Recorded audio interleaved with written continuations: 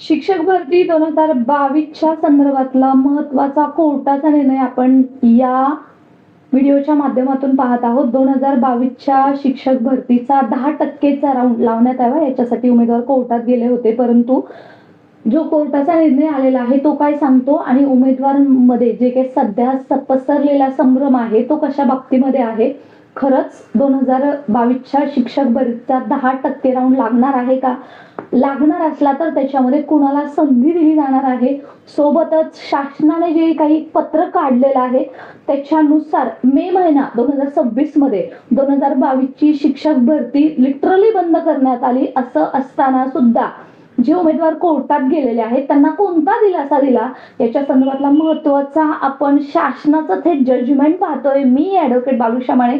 आपण थेट जजमेंटला सुरुवात करूया. अशाच ऑथेंटिक माहितीसाठी स्टे कनेक्टेड. 22 याच्या संदर्भातला 10%चा जो राऊंड आहे तो लावण्यात यावा याच्या संदर्भात जवळपास 30 उमेदवार पिटिशनर कोर्टात गेले होते आणि त्यांच्यानुसार सध्या कोर्टाचा निर्णय 25 ऑगस्ट 2026 रोजी हा देण्यात आलेला आहे आणि त्याच्या अंतर्गत जे कोरम होता ते GS कुलकर्णी आणि गोखलेजी यांचा होता आणि त्याच्या अंतर्गत सध्या आपण हा रिझल्ट पाहतोय. त्याच्यानुसार सध्या जे जजमेंट आलेलं आहे ते वास्तविक पाहता प्रत्येक जजमेंटचा विचार करायचा म्हटलं तर प्रचंड मोठा असणार आहे, परंतु ही रिट पिटिशन आहे ती कॉन्स्टिट्यूशनचं जे आर्टिकल आहे त्याच्यानुसार ही फाईल करण्यात आली होती. 226 म्हणजे ऑर्डर. त्याच्या अंतर्गत जे काही 26 मे 2026 ची जी काही ऑर्डर आहे स्टेट गव्हर्नमेंटनी 2022ची शिक्षक भरती थेट बंद करण्यात आली आणि 25ची शिक्षक भरती सुरू करण्यात आली असं ऑफिशियली डिक्लेअर करण्यात आलं. म्हणूनच 10%च्या ज्या काही पोस्ट होत्या ज्या रिमेन होत्या टीचर्स ॲप्टिट्यूड TIT 2022 संदर्भातले त्याच्यातले उमेदवार कोर्टात गेले होते आणि त्याच्यानुसार सध्या फॅक्ट काही केस मधल्या काय होत्या हे सगळं त्यांनी दिलेलं आहे. ती परीक्षा कधी देण्यात आली, त्याच्यामध्ये फेज 1 मध्ये कशा पद्धतीने निकाल लागला आणि नंतर GAD जनरल ऍडमिनिस्ट्रेशन डिपार्टमेंटनी जे काही डिक्लेअर डायरेक्ट केलं होतं रिझर्वेशन 484 पोस्टच्या संदर्भातलं रिझर्व ठेवण्यात आल्या होत्या एक सर्व्हिसमॅन माजी सैनिकांसाठी करण्यात आल्या होत्या आणि अर्थातच त्याच्यानुसार बरेचसे त्याच्यावरती जजमेंट सुद्धा याचा रेफरन्स याच्यामध्ये दिलेला आहे आणि त्याच्यामुळे जे जर तो राऊंड लागला नाही आणि त्याच्या संदर्भातलं सध्या कोर्टामध्ये हे उमेदवार गेले होते आणि त्यांना या पद्धतीचं जे काही वेगवेगळं तुम्ही पाहताय, तुम्हाला जर हे जजमेंट हवं असेल तर प्ले स्टोर मध्ये A+ ॲप डाउनलोड करा आणि तुम्हाला फुल जजमेंट याची डोळा पाहायला मिळणार आहे. ऑफिशियल शासन निर्णय GR फ्री ऑफ कॉस्ट मध्ये आहे किंवा तुम्ही आपलं व्हॉट्सअप टेलिग्राम जॉईन करा, तिथंही तुम्हाला हे मिळून जाईल. जर तुम्ही 2022च्या शिक्षक भरतीमध्ये होता आणि 25 मध्ये नव्हता तर तुमच्यासाठी ही थोडीशी दिलासादायक बातमी आहे. ती सुद्धा पिटिशनर साठी कशी ते सुद्धा पाहणं तितकंच गरजेचं आहे. बरं, आता ही जरी याच्या अंतर्गत बरीचशी काही माहिती दिली असली, शासनाने याच्या अंतर्गत बरंच सांगितलं असलं की यादी लागणं गरजेचं आहे, राऊंड लागणं गरजेचं आहे, परंतु वास्तविक परिस्थिती काय आहे ते सुद्धा तुम्ही जर समजून घेतली तर तुमचं टेन्शन कमी होणार आहे आणि सोशल मीडियावरती विश्वास ठेवत असताना फार गरजेचं आहे की तुम्हाला थोड्या वेळामध्ये थोडक्यात या सगळ्या गोष्टी तुम्हाला झालेल्या पाहायला मिळणार आहेत. चला आपण थेट मुद्द्याला सुरुवात करूया.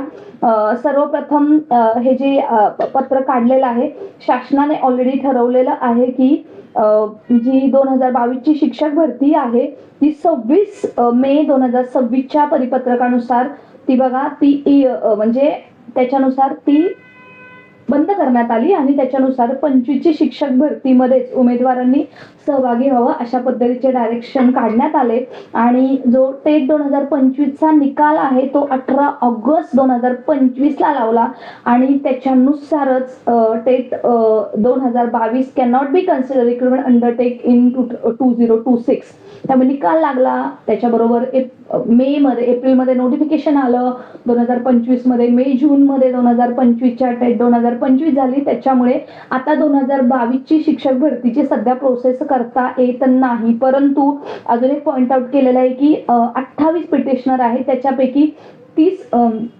28 पिटिशनरनी टेट अपियर 2025 ची परीक्षा दिलेली आहे. त्यामुळे त्यांना पुढची जी काही टेट 2022च्या याच्यावरती क्लेम करता येत नाही कारण त्यांनी परीक्षा दिलेली आहे. त्याच्यामधले 2च असे कॅन्डिडेट आहेत त्यांनी ही परीक्षा दिली नव्हती. त्यांचा मात्र शासनाने विचार करायला सांगितलेला आहे. जे काही राऊंड आहेत किंवा कोट्यातील जागेनुसार गुणवत्तानुसार सुद्धा त्यांना विचारात घ्यायचे असं नाहीये की बघा इथं बरेचसे जजमेंट दिलेले आहेत आणि त्याच्यानुसार त्यांनी हे सगळं क्लॅरिफिकेशन केलेलं आहे. थोडक्यात काय की शासनाच्या विरुद्ध आजकाल कोणती याचिका असली तर शासन इतक्या स्मार्टपणे उत्तर देते ना, यू कांट इमॅजिन. आतापर्यंत टेट 2025 मध्ये अबाउट लमसम 1,70,000 उमेदवार आहेत, ते अपियर्ड आहेत. त्याच्यामध्ये 1,50,000 उमेदवारांनी सध्या पसंती क्रमानुसार शाळा निवडलेल्या आहेत आणि त्याच्यामध्ये 28 पिटिशनरनी सुद्धा भाग घेतलेला आहे. त्यामुळे ते ऑलरेडी डिबार्ड झालेले आहे 2025च्या शिक्षक भरतीला क्लेम करण्यासाठी थेट शासनाने असं सांगितलेलं आहे. आणि जे 2 पिटिशनर आहेत त्यांचा मात्र शासनाने विचार करायला सांगितलेला आहे. सब्जेक्ट टू हे फार महत्वाचं आहे. सब्जेक्ट टू जे 2 पिटिशनर आहेत त्याच्यानुसार अर्थातच पिटिशनर नंबर सुद्धा इथं दिलेला आहे बघा 6 आणि पिटिशनर नंबर 20 यांनी त्यांचं गुणवत्तेनुसार त्यांचा विचार करायचा आहे. डायरेक्टली त्यांना सुद्धा घेता येणार नाही आणि ही पिटिशनर आहे डिसमिस करण्यात आले एक्सेप्ट किंवा अशा पद्धतीने 2022च्या शिक्षक भरतीमध्ये जर तुम्ही दिली असेल आणि 25च्या शिक्षक भरतीची सध्या तुम्ही रजिस्टर केलेला आहे आणि तुम्ही पिटिशनर आहात. जर पिटिशनर नाही आहात तर तुमचा इथं काहीच संबंध येत नाहीये. कोणत्याही सोशल मीडियाच्या कोणत्याही बातमीवरती विश्वास ठेवू नका, कारण ही जी जजमेंट आलेलं आहे ते फक्त आणि फक्त जे पिटिशनर आहेत त्यांच्यासाठी आहे. ते सुद्धा जे 2 राहिले जे परीक्षा देऊ शकले नाहीत त्यांचाच विचार करायचा आहे, करावा लागणार आहे.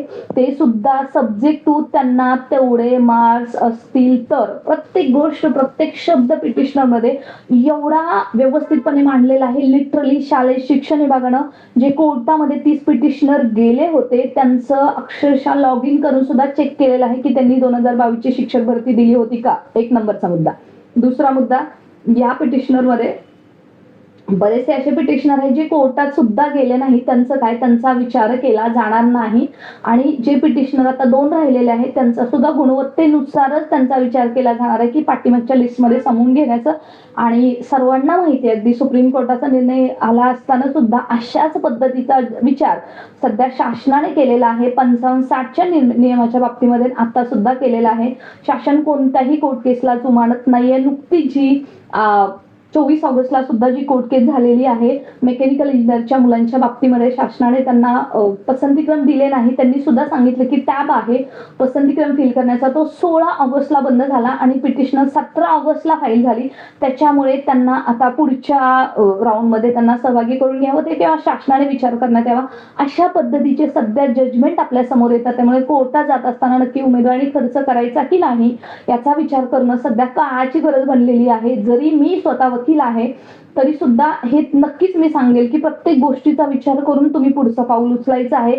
न्यायालयात न्याय मिळतो मान्य आहे, परंतु न्याय अशाही प्रकारचा सध्या मिळत आहे ही खरी गोष्ट आहे. कारण डोळ्यावरची पट्टी आता जी काढण्यात आली न्यायदेवतेच्या, त्याचं कारणच हे होतं की अशा पद्धतीचं सध्या कोणावरती काही हो, परंतु शासनाचे नियम आहेत ते सर्वांना बंधनकारक आहेत आणि त्या नियमाचं सर्वांना पालन करणं ही तितकंच गरजेचं आहे. शेवटी न्यायदेवता जर हेच बोलत असेल तर तुम्ही आम्ही एकदम छोटी माणसांचा व्ह्यू ठरेल याच्यावरती बोलायला. But the fact is what in short की 2022ची शिक्षक भरती पूर्णतः संपलेली आहे. थोड्या दिवसात तो पोर्टलवरचा टॅब आहे तो सुद्धा बंद झालेला तुम्हाला पाहायला मिळेल आणि 2025च्या शिक्षक भरतीची प्रोसेस सध्या सुरू आहे. सोबतच 22च्या शिक्षक भरतीचे जे काही पाठीमागचे राऊंड्स असतील प्रत्येकाचं जे काही क्लेम असेल तो आता पूर्णतः संपुष्टात आणलेला आहे. ऑलरेडी तो 26 मे 2026च्या शासन निर्णयानुसारच शासनाने आणला होता, परंतु कोर्टात जर कोण देते तर अशा पद्धतीचे सध्याचा जजमेंट आलेला आहे. तुम्हाला याच्याबद्दल काय वाटतं कमेंट सेक्शन मध्ये नक्की लिहा.